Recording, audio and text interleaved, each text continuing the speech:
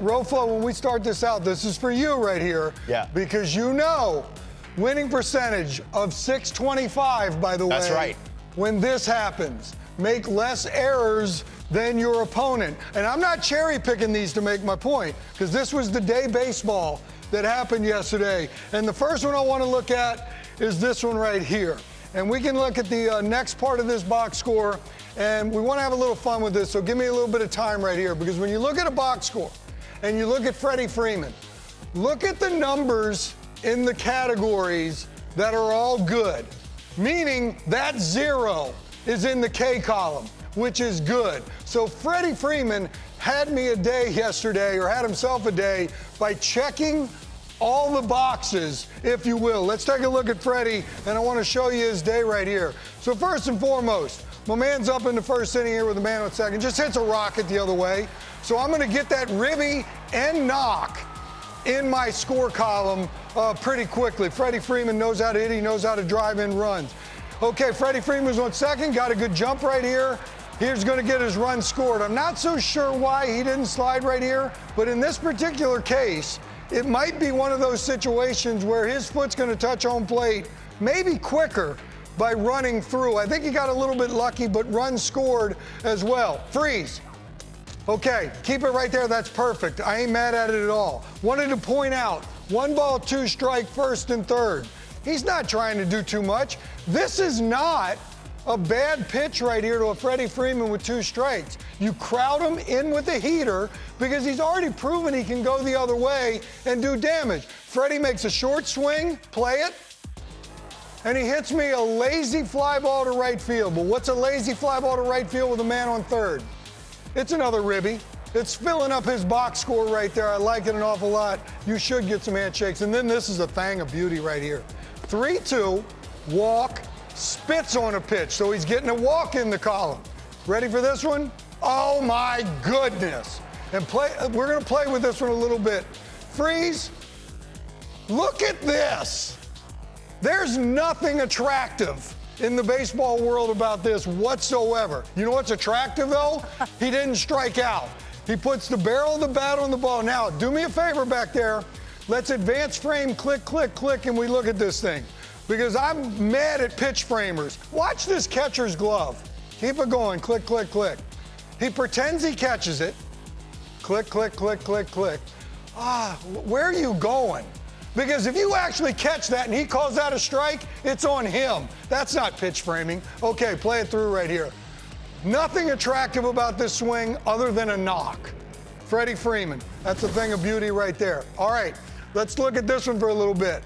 Because Cincinnati shocked the Dodgers in the first 2 games, and then the old man comes out on the bump. I wanted to take a look at this. 7 innings pitched, 5 hits, 2 walks. All right, 1 base runner an inning. I ain't mad at that. Look at Clayton Kershaw's 9 punchies. Clayton Kershaw, play it forward for me, please, and let's look at his video. Clayton Kershaw has this mini slide ball that he throws down and in to right-hand hitters a lot, and they swing right over the top of it. It doesn't blow me away when you watch him pitch, but his consistent location down in the zone and in is pretty impressive to watch this. Down and in. He does not miss that spot too often. Now, he also has this backdoor piece if he wants one. Look at that. If you're looking down and in, I can do that. And then Ellie said, nobody's throwing 74-mile-an-hour slow hooks in the minor leagues. That just never gets to home plate. So the Dodgers said, enough's enough. We're going to come back and win that game. Freddie Freeman, nice. Certainly Clayton Kershaw, nice as well. All right. Twins, Rays. Let's take a closer look at this one right here, because the Rays are the best team in baseball, right? We've established it. Let me play with this for a little bit. So Tampa Bay Rays, they're losing 1-0 after the top of the 4th. This 3 spot right here, why do I want to look at that 3 spot? Let's play it forward. Why are the Rays one of the best teams in baseball? Freeze it. Good. Here's the situation in that bottom of the 4th. We got 2 outs. 3-2 count. Watch how quick this happens. 2 outs. 3-2 count. Play it. Randy Rosarina spits on it. Ball 4. That's 1 pitch. 2 pitches later, 0-1. Smash. Right field line. Rosarina He's off and running. You're not going to get in. There's no reason to even throw this ball to home plate because you're going to allow the guy to get to third base for sure. Man's on third base. We tied up the game. The next pitch, 4 pitches after it was 3-2. Pow! Goes dead center field. It might only win 406 feet, but it's 404 there, so that's 2 points. And I'm watching this dude run around the bases. I'm going, who is Harold Ramirez? So let's look at the box score and we'll point something out to you. Harold Ramirez is this dude that's hitting in the best team in baseball's lineup. He's 1 for 3 on the day with those 2 ribbies. And I look down here and I go, 9 homers. I'm going, that's the best kept secret in baseball, in my opinion, right there. And he's one of the reasons why Tampa Bay Rays are who they are. Okay, let's go back to the trip. Take one more look at something right here, because this game's very interesting to me right here. Brewers have already won the first 2 games of the series. Go to the next box for me and let's take a look at that. Pause for me. Let me work. All right, Brew Crew. They've already won the first 2 games.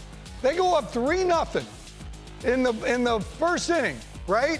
The Orioles kind of were rolling over here a little bit, saying, you know what, you might sweep me right here. We're going to go home and to play Kansas City. We might get right. So I'm blaming these guys right here for not stepping on anybody's neck when you drop a 3 spot on them in the first inning, because you should sweep this series right there the way this line was playing out. Now, we want to look at this number right here in the 8th inning because the Orioles do have some fight in them, but this 3 spot to me is pretty impressive. And I'm going to get back to this after this. So let's play a little video of Gunnar Henderson and what he was able to do in that 8th inning. You can't teach this. That's a first pitch out of the strike zone, up and away, and he hits this thing. I don't know how, but he just does. For a first pitch approach to be able to do that, that's a strong human being right there. Put the Orioles up right there. Now, when I said I was going to get back to that inning, remember that 3 spot? Bradish gave up the 3 spot in the first inning. I know there was a walk in there. That happened in the first inning. After the first inning, I'm thinking Bradish is the MVP of that game because he kept his squad in the game. Let's take a look at what Bradish was able to do after that first inning right there. He said, I'm not going to let you step on my neck. I'm going to rush you with some good heaters right here. He's got a nice paint pitch right there. There's a breaking ball that he can throw down and in. So Kyle Bradish, to me, was actually the MVP of the game, even though he gave up those 3 biscuits to start with.